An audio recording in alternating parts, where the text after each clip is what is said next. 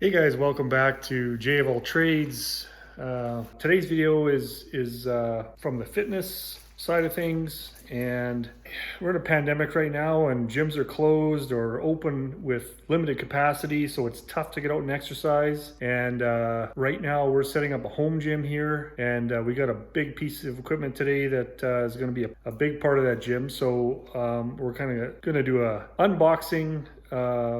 We're going to do an assembly on it, talk about how it fits into the gym, do a bit of the review on the quality of the piece of equipment, and yeah, we're going to show you guys what it's all about. So let's get to it. So guys, here it is, the Fitness Reality 810 XLT Power Cage, full cage, 800-pound capacity, but each class for residential use. So this is definitely not your commercial grade squat rack or power cage, but with 800-pound capacity, it's certainly gonna meet the needs of most home gyms. So I should mention this one came from Amazon. Delivery was free. If you're a Prime member, Amazon tends to carry this Fitness Reality brand in the US and in Canada. It's also available through Walmart.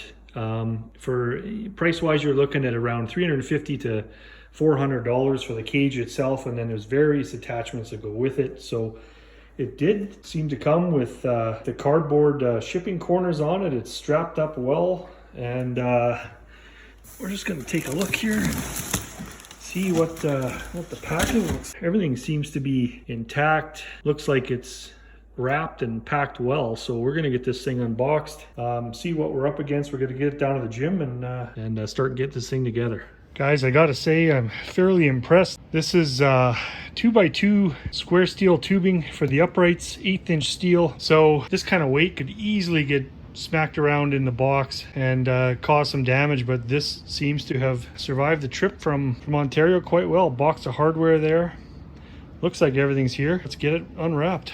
All right, everything's unpacked. Got your safety bars there. A little bit of damage on some of the hardware. Looks like it kind of popped out of the card that it came in, but everything looks to be there. So. Okay guys, we're gonna get started with assembly here. I just wanted to mention a couple things with some good tips, although it recommends in these instructions to have a professional do it. If you take a look at the step-by-step in this particular set, I mean, it's very well detailed. So with the right tools and following the steps, you're gonna do well. A couple points that I'll mention: it does mention to loosely assemble everything, so don't final tighten it as you go through the steps of this. And the other thing is to follow the steps one by one. So this is a really nicely laid out set of instructions that gives you step by step, and it even outlines the hardware step by step, so you know exactly which bolts you're putting in what step.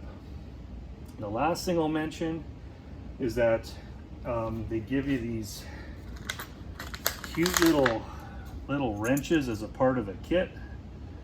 I mean, they may be handy, but I can't see being able to get any degree of torque with these things. So these are all the same bolts, 16 millimeter or 5/8 of an inch.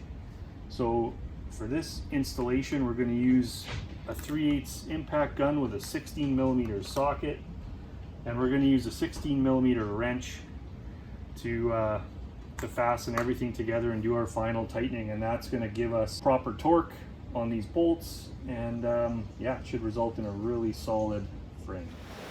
All right, we're going to start by making some room to get this assembly done. So we're going to unpack step one, and we're going to disassemble all of our hardware. Grab our first upright, and we're going to orient these holes to the front of the rack. And the upright has a mark on it for the up direction, so that's really straightforward. Going to grab our first set of hardware.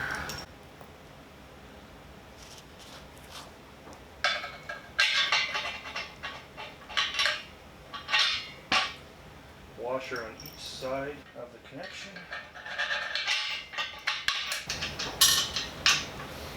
I'll just hand tighten that on there for now. These are locking nuts, so once you cinch them down and tighten them up, they're not going to come loose.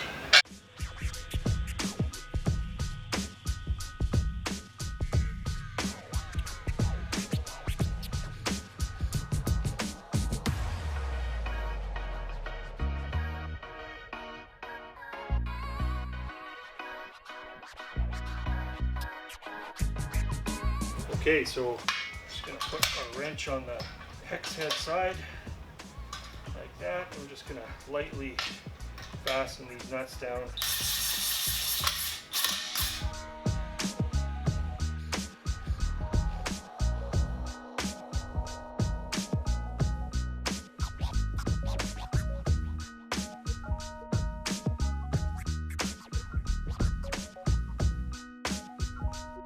The last part of the step is we're going to add our feet into the bottom of the rack.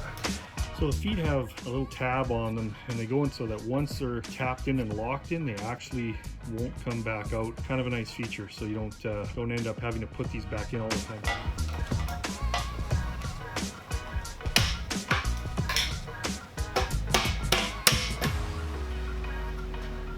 So you snap this in, and they do recommend a little rubber mallet just to tap these feet in, just like that. So now we're going to do the same connection at the top, and we're going to have one side done, and then we're going to move on to the next one.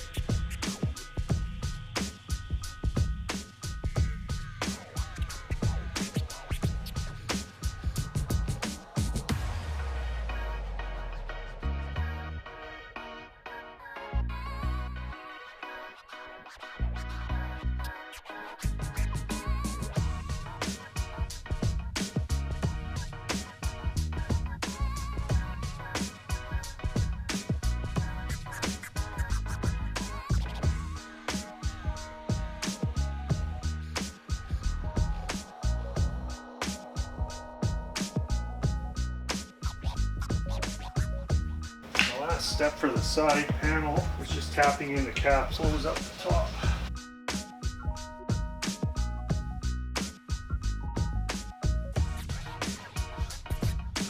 And that's it. One panel's done.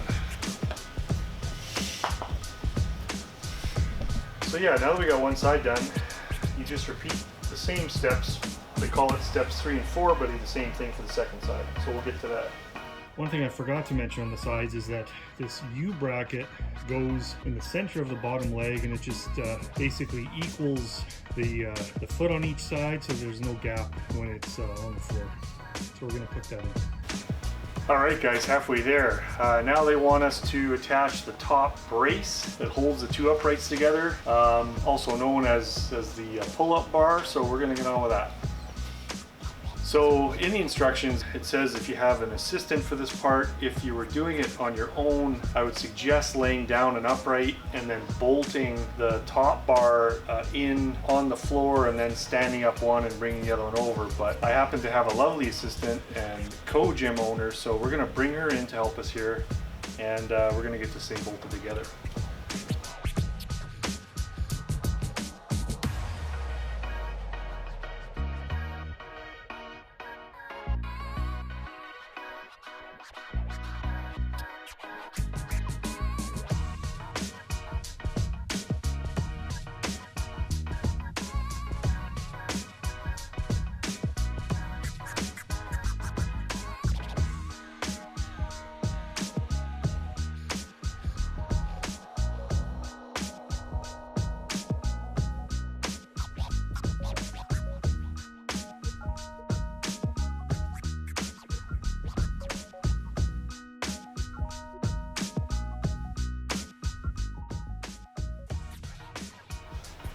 All right, one final step, we're gonna bolt a couple of crossbars in. So not only is this gonna give this rack some strength, but it's also there's a couple of feature attachments that we're gonna add to it that these use to support that piece as well. So we'll get these installed and we'll wrap this up.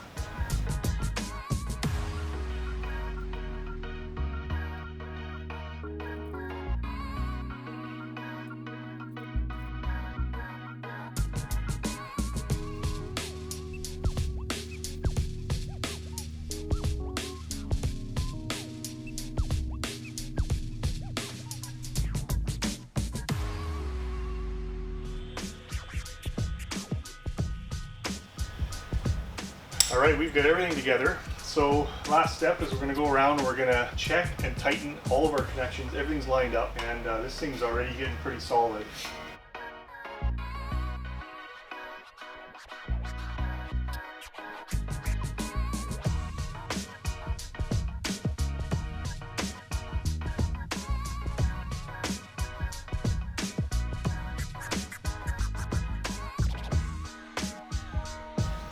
So we're just using this impact is great, but you do got to keep an eye on it. This isn't heavy wall steel, so you could crush or start to dimple the steel, but a couple ugga-duggas and you seem to be okay. You can physically see these brackets tighten up, so these are good and tight. We'll check them after a few uses just to be safe.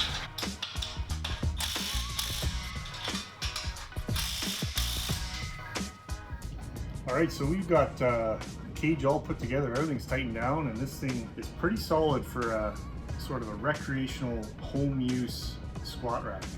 I will mention a couple details. I decided on this one that I'm going to put the threaded end of the bolt to the outside of the cage so that the hex head is on the inside of the cage, a little smoother, just in case you don't want to catch any clothing or anything on that. So that's one thing that I decided to do outside of the instructions. The other thing is I noticed that there's no provisions to bolt this rack down. There's a couple things you can do.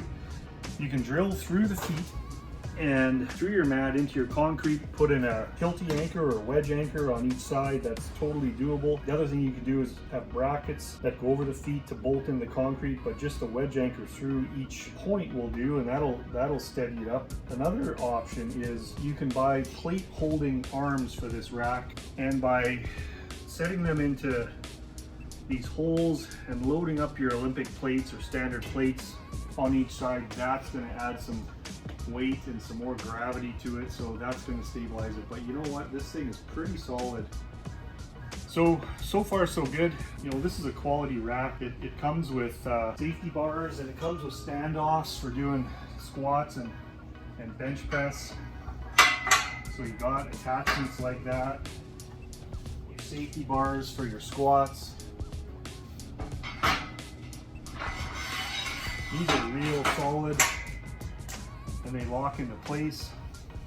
Just one quick thing too here, guys. These safety bars have these catches, these little hooks on them, so when you put your safety bar into the rack, it's designed to flip down and tighten against the side of the cage. That way this isn't moving anywhere. When you're doing your squat, you're racking your weight. These are decent, but I mean, you can also get longer J hooks that are padded to do things like a bench press to keep your bar on, so it doesn't mark that up. So yeah, there's a few options out there, and we'll go over some of those accessories in a later video. Just to demonstrate quick, I mean, I'm 6'1", I'm about 230 pounds, pandemic weight, and I mean, this thing is solid. Yeah, it wiggles a little from side to side, but doing that simple pull up here, I can easily feel supported by this rack. So yeah, big thumbs up for this one.